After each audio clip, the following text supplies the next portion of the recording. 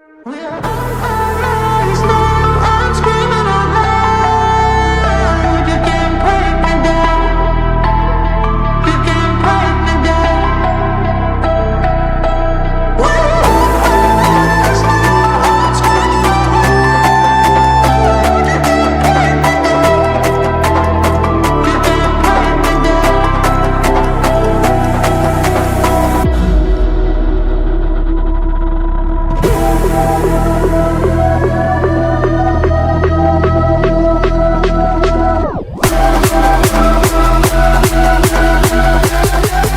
semua, selamat datang di channel Alan Winada. Ya, Toyota Kijang Innova, sebuah mobil keluarga kebanggaan masyarakat Indonesia, yang mana sejak keluar Innova generasi pertama, yang namanya sudah ada Innovanya di belakang Kijangnya, itu jauh sangat lebih baik daripada generasi-generasi sebelumnya.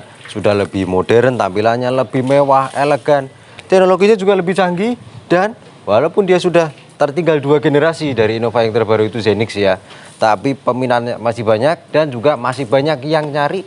Harganya juga masih sangat terjaga dengan stabil. Oke, simak videonya sampai selesai. Toyota Kijang Innova G tahun 2015.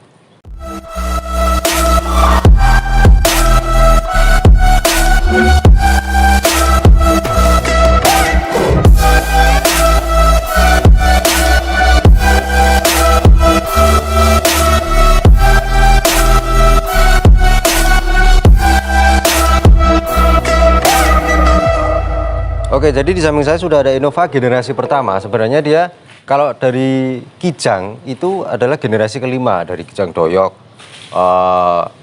Kijang Buaya, Doyok, Super atau Kijang kotak itu, Kijang LGX. Saya sudah pernah review Kijang kapsul juga yang LGX diesel, bisa lihat di beberapa video saya sebelumnya atau saya sertakan linknya di deskripsi. Itu generasi keempat ya, generasi kelimanya itu sebuah Kijang Toyota Kijang Innova, itu generasi kelima, tapi dia adalah Innova yang generasi pertama sejak menggunakan nama Innova.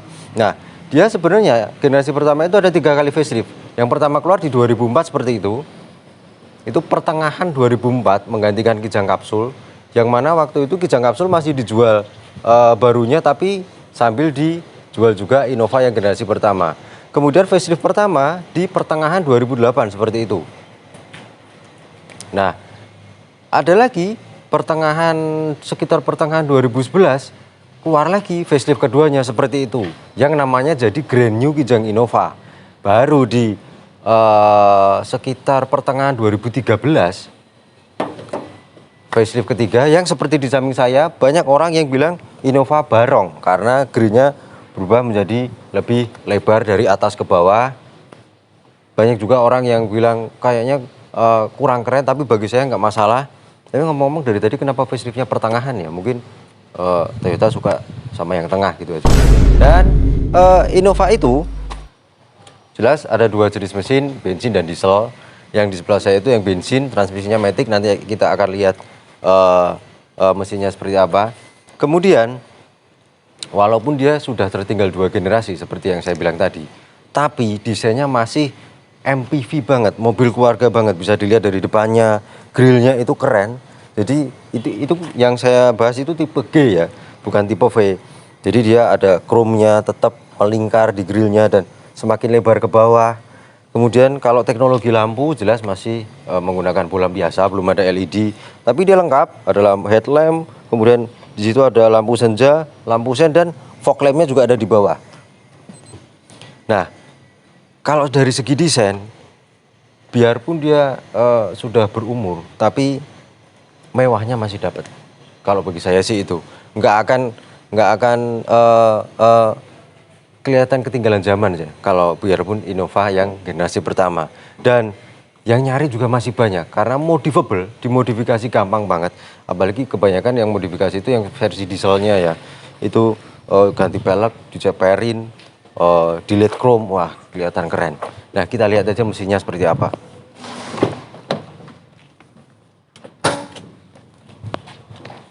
Seperti yang tadi saya bilang, mesinnya menggunakan bensin. Jadi dia lengkapnya itu namanya Innova G bensin matic. Nah itu Itu kode mesinnya 1TR atau 1TR FE ya. Kalau 2000 cc 4 silinder DOHC sudah menggunakan VVTi, yang mana baru pertama kali sebuah Kijang menggunakan VVTi. Jadi memang teknologinya paling canggih waktu itu. Sudah canggih maksud saya waktu itu. Tenaganya sekitar 136 PS, torsinya 182 Nm.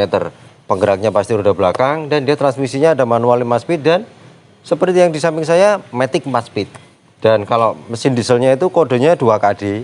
Nanti kalau ada versi dieselnya mungkin kita bikin video yang berbeda lagi aja, akan kita bahas sendiri.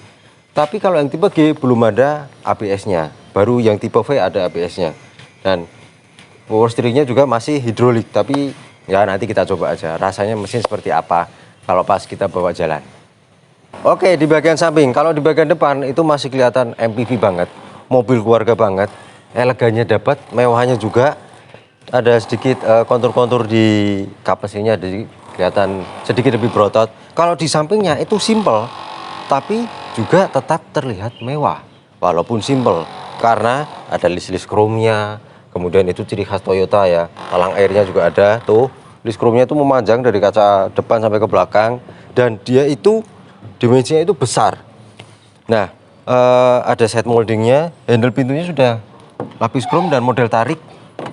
Tuh kalau saya buka pintunya, suaranya, wah mantap banget ya. Dan spionnya itu besar. Memang mobilnya juga dimensinya panjang, lebar juga. Ada lampu sennya. Spionnya selain ada cover chrome-nya juga, spionnya selain elektrik juga sudah retractable. Nah, untuk velgnya itu ring 15. Setahu saya di facelift ketiga itu yang seri G itu sudah dual tone. Jadi warnanya yang depan polish, yang sampingnya itu warna abu-abu gelap. Dan warna mobilnya itu setahu saya yang warna silver seperti itu hanya keluar di 2014 dan 2015 saja. Jadi itu warna memang benar-benar rare, jarang, bareng atau bersama dengan Fortuner 2014 dan 2015, yang Fortuner yang itu ya, yang 2KD itu ya mesinnya, atau yang bensin 2TR. Itu warnanya jarang, karena sebelumnya silvernya itu seperti gold atau agak kecoklatan gitu. Nah, itu warna yang sangat rare, itu gagah banget, pas sama suasananya yang mendung juga. Oke, kita lihat aja ke belakang. Ya, di bagian belakang. Oh, sebelumnya sorry, tadi di samping ada yang lupa. Ukuran bannya itu 205/65 R15, dan antenanya itu model tarik yang ada di samping itu, di atas pintu driver. Kalau yang V, antenanya udah printed glass di sini di kaca jendela yang bagian belakang sebelah kanan. Dan di bagian belakang itu kelihatannya kekar ya, jadi agak ada semok-semoknya juga gitu. Nah, di atas ada spoiler, brake lamp, kemudian itu ada washernya buat air sabunnya, ada wipernya juga pastinya, tapi belum ada defogger kaca belakang atau pemanas kaca belakang. Baru ada yang di tipe V. Kemudian ada list chrome-nya memanjang, ada logo Toyota. Nah, setelah facelift ketiga seperti yang ada di samping saya, itu ada list chrome yang memanjang agak lebar juga, dan ada garnisnya itu di kiri dan kanan. Lampu remnya juga itu sejak Grand Innova ya, Grand New Kijang Innova yang facelift kedua sudah seperti itu. Sebenarnya masih bolong biasa, tapi di dalamnya itu ada titik-titik, jadi kalau nyala kayak kristal gitu. Yaitu Kijang Innova, lambang emblem kebesarannya, dan huruf K-nya itu masih ada gambar kepala kijangnya. Karena di Innova Reborn itu udah nggak ada lagi gambar kepala kijangnya itu. Nah, udah ada sensor parkir 2 buah di kiri kanan. Nah, itu 26 itu bensin, G itu trimnya atau tipe serinya. Nah, knalpotnya ada di bawah. Ya pastilah knalpot di bawah, masa di atas ya kan. Dan lihat aja dalamnya seperti apa. Nah, tuh kebetulan mobil yang saya review atau saya bahas itu kondisinya masih sangat baik ya. Yang punya itu masih sangat merawat dengan baik. Itu joknya itu sebenarnya cover, itu hanya di cover aja, tapi aslinya itu fabric seperti itu. Nah, bentar saya pinggirin dulu payungnya. Nah, di situ memang di situ cuma ada tempat buat toolkitnya, dan walaupun bangku belakang ditegakkan, itu kita masih bisa bawa galon aqua. Yang penting, nah itu dimajuin dikit sandarannya. Itu bisa bawa galon aqua, koper kecil atau medium bisa, tapi miring ya. Nah, di bawah itu tidak ada. Nah, itu nggak ada space-nya, nggak ada space buat nyimpen apa-apa. Dan ban serepnya itu ada di bawah situ. Melepasnya kita harus pakai tuas, masukin ke dalam, kita puter ke kiri sampai ke bawah gitu. Dan cara ngelipetnya pasti semua udah pada tahu ya. Itu kalau Innova generasi pertama dan kedua itu, nah itu ada tuas, tarik aja sama kayak Fortuner, jadi dia nah menyamping gitu. Itu ada pengaitnya, aduh agak berat juga, sorry, bentar. Uish. Nah kurang lebihnya kayak gitu. Baru kita bisa bawa barang bawaan yang lebih banyak lagi. Kita bahas aja ke dalamnya seperti apa. Ya, jadi di bagian ke bangku baris tengah Innova itu untuk tinggi saya yang 170 cm, tentunya depan udah saya set sama tinggi badan saya ya, jok depan. Itu legroomnya masih sangat banyak, headroomnya masih sangat lega, enak banget. Kemudian ada hand gripnya juga, itu penting kalau drivernya agak ngebut-ngebut jadi bisa pegangan gitu. Kemudian joknya sendiri aslinya seperti yang saya tadi bilang, bahannya fabrik cuman udah di cover, dan itu kualitasnya bagus ya, empuk rasanya. Dan pastinya untuk safety ada seat belt 3 titik di kanan kiri, di tengah itu ada seat belt 2 titik. Cuman di tengah itu di pinggir itu ada headrestnya, kalau di tengah nggak ada headrestnya, dan juga belum ada armrestnya. Kayaknya di tipe V ada armrestnya deh. Kalau yang lebih paham bisa komen di bawah ya. Kemudian di door trimnya itu bahannya masih plastik keras, ada speaker, ada cup holder satu, dan juga ada door pocket kecil di bawah itu. Oh, kalau yang tipe V di situ ada cup holdernya lagi, tapi yang tipe G nggak ada, belum ada.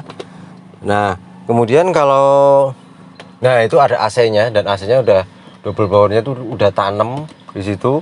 Ada settingnya sendiri untuk speed fan-nya, tapi belum ada untuk pengatur suhu temperaturnya juga. Tapi enak loh, joknya itu bisa di maju mundur, di sliding, dan cukup jauh juga. Kalau yang paling maju aja masih ada sisa.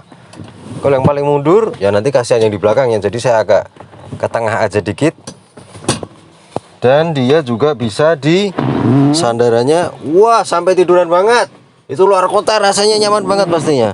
Itu kenapa mungkin Innova masih jadi pilihan ya untuk mobil keluarga di Indonesia. Jadi kebanggaan lagi. Langsung aja kita lihat bangku baris belakangnya seperti apa. Oke, mau ke bangku belakang, itu joknya belum bantas tumble, jadi ada 2 step.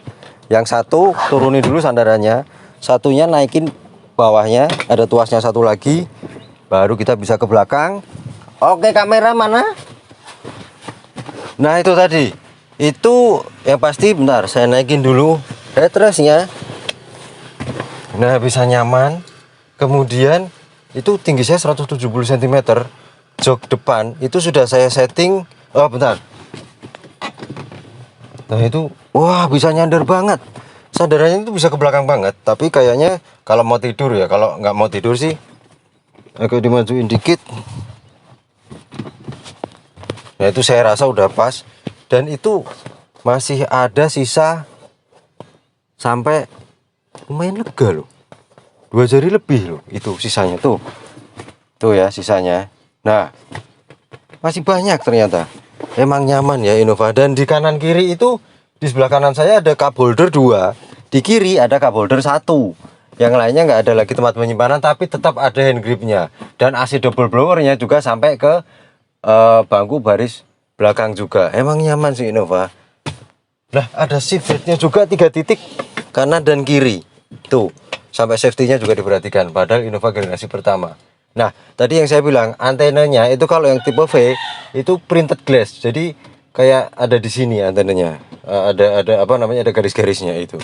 Langsung aja kita ke bangku baris depan, sekalian nanti kita bawa jalan mobilnya seperti apa. Ya, di bangku baris depan Toyota Kijang Innova generasi pertama. Itu dashboardnya untuk mobil pada masanya, peralihan dari Kijang kapsul ke Innova, itu jelas kelihatan mewah ya.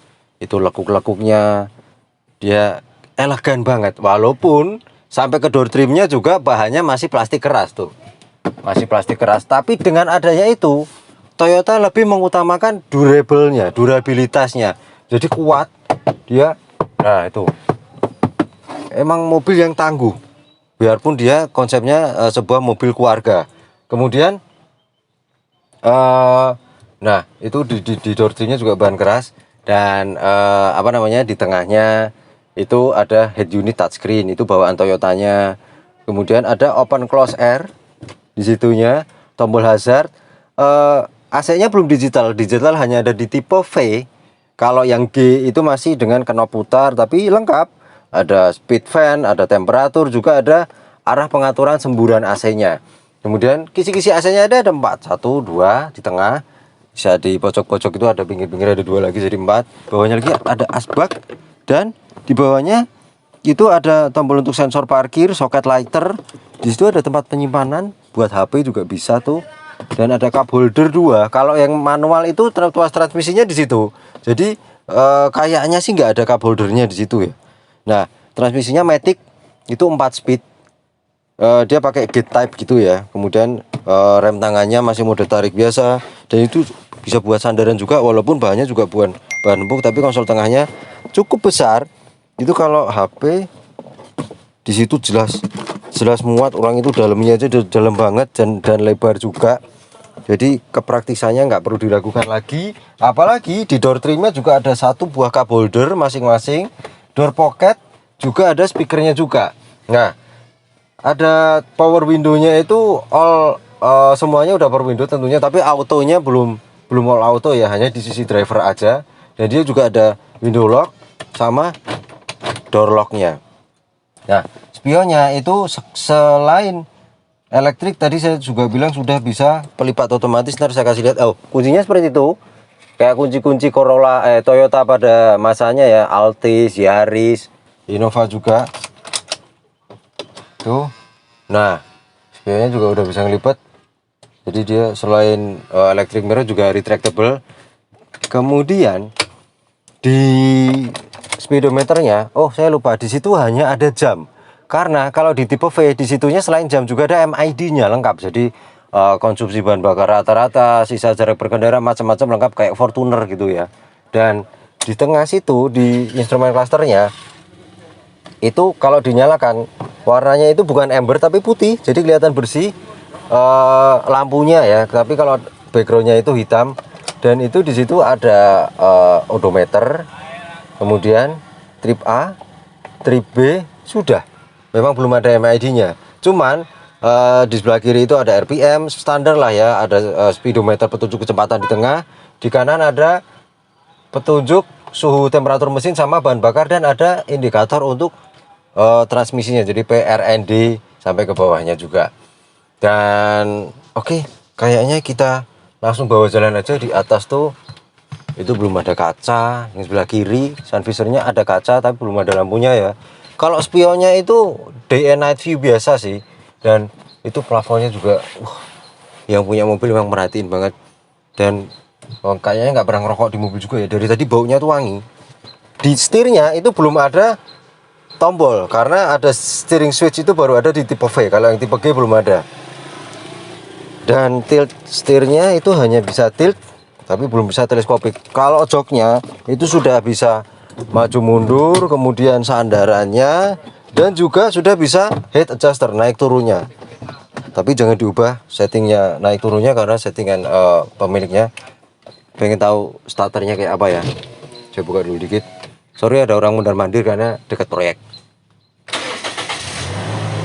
Nah, itu khas suara Innova bensin, mesin 1 TRF yang terkenal dengan ketangguhan dan kekuatannya, bandel mesinnya. Oke, kita bawa jalan aja. Oh, ada yang lupa, ternyata ada twitternya kecil tuh. Nah, di pilar-pilarnya situ. Jalan. Ya, mengendarai Toyota Innova atau Kijang Innova generasi pertama. Rasanya kayak pejabat pada masanya ya. Karena dulu dipakai banyak dipakai untuk mobil-mobil dinas, pejabat pemerintahan, birokrasi pemerintah, kemudian swasta, BUMN gitu ya. Dan untuk posisi mengemudinya jelas dia sangat enak, commanding, jadi dia tinggi, walaupun joknya itu disetting yang paling rendah ya. Tapi nah, tapi dia masih tinggi juga, rasanya enak.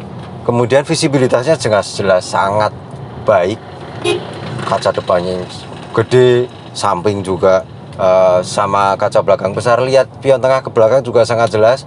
Dan biarpun pilar A-nya itu tebal, tapi karena ada itu kaca segitiga kecil yang ada di situ itu, jadi itu bisa lihat ke sebelah kiri dan kanan, itu bisa membantu kita dalam melihat jalan ya kalau pas kita lagi belok itu. Jadi blind spotnya masih aman. Kemudian bentar, agak belok. Wah, enak bang suspensinya tuh, itu memang tidak seempuk Panther. Memang kalau Panther itu lebih empuk banget, tapi dia lebih ngayun. Jadi kadang kalau di yang duduk di belakang tuh rasanya agak mabuk gitu ya kalau pakai Panther. Tapi kalau Innova tuh pas. Dan kalau Panther itu lebih limbung, di Innova itu nyamannya itu ya itu tadi pas ya untuk mobil keluarga di kelasnya medium MPV pada masanya. Itu saya dari tadi lewat jalan beton atau konblok itu rasanya masih nyaman banget. Memang karena dia masih pakai chassis leather frame, jadi ada ciri getaran-getarannya deng deng deng deng. Tapi nggak apa-apa, masih nyaman.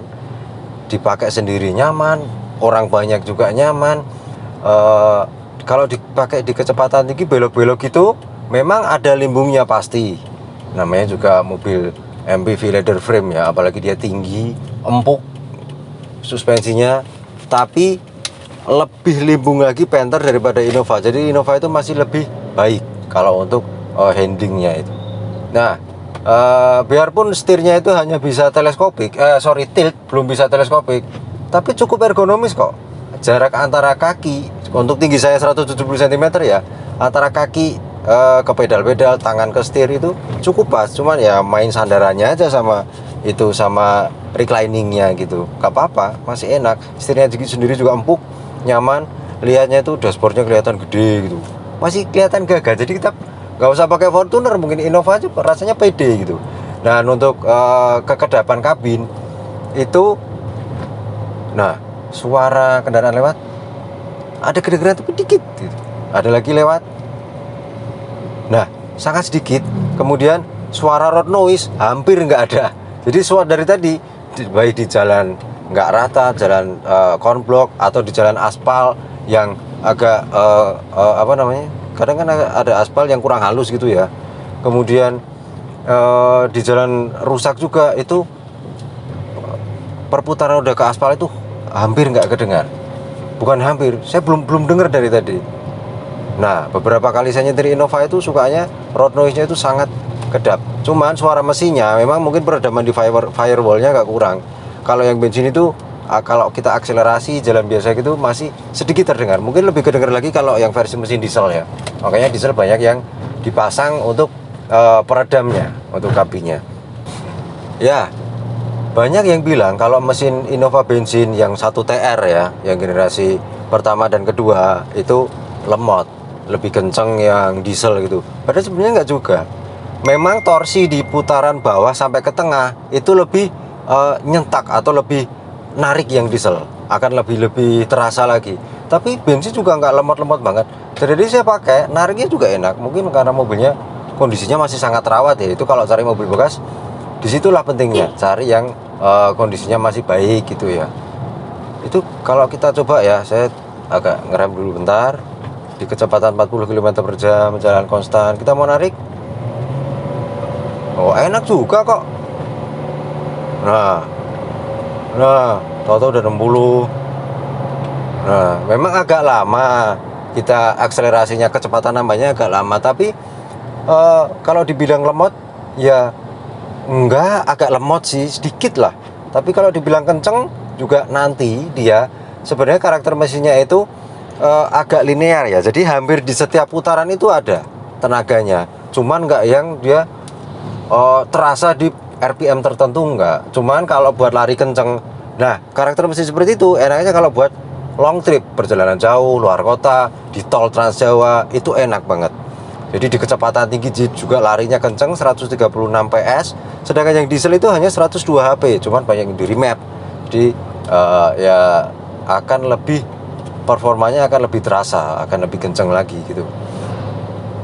Kalau torsinya memang kalah sama yang diesel ya, gitu. Tapi kalau untuk nanjak pastinya dia kuat.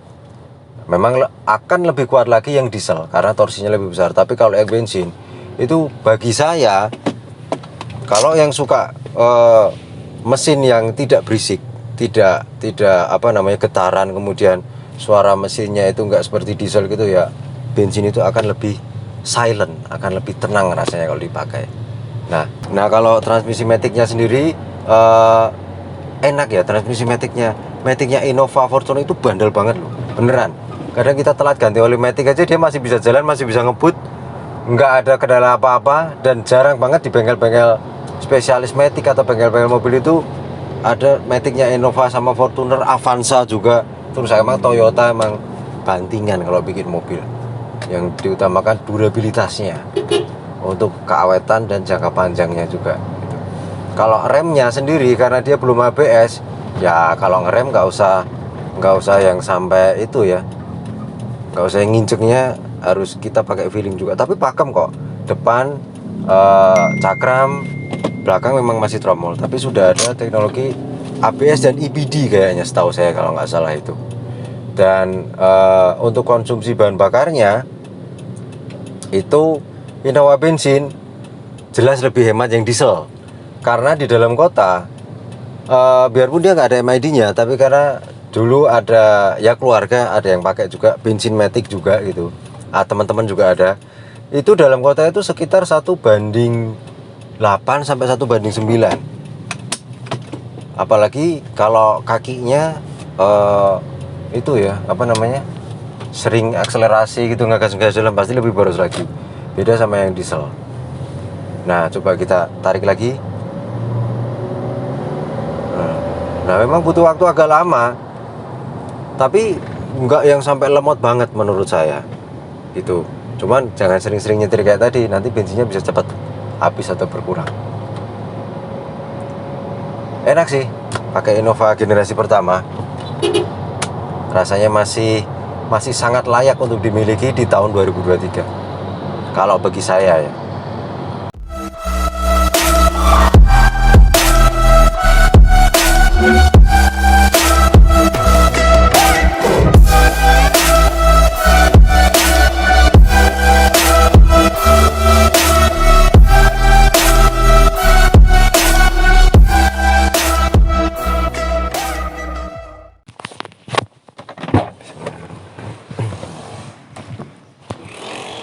Ya oke. Jadi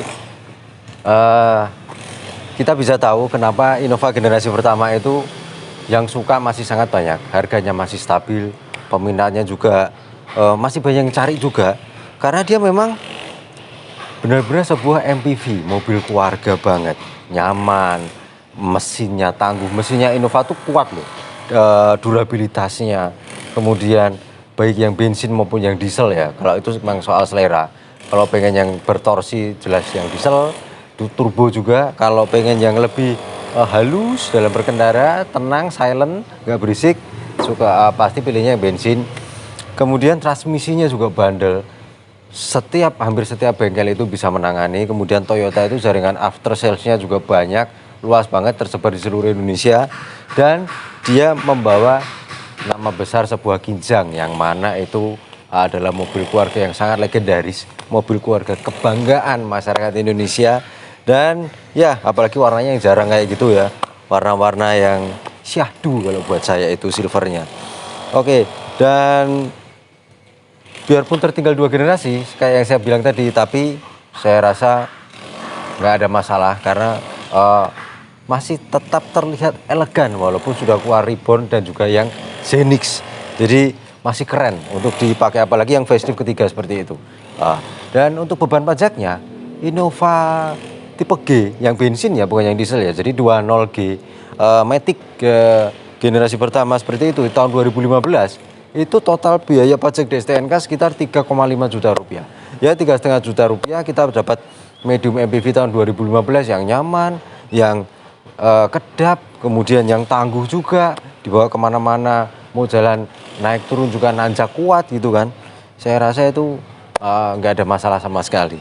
Oke, Begitu saja video yang bisa saya sampaikan tentang Toyota Kijang Innova bensin tipe G Matic tahun 2015. Jangan lupa subscribe, like, klik gambar lonceng agar bisa menerima notifikasi video-video terbaru dari saya. Juga share video ini ke media sosial Anda dan juga tulis kolom komentar di bawah. Pastinya dari Anda semua banyak sekali pengalaman memakai sebuah Toyota Kijang, baik yang Innova maupun generasi yang lama. Terima kasih telah menyaksikan. Sampai jumpa pada video yang lain.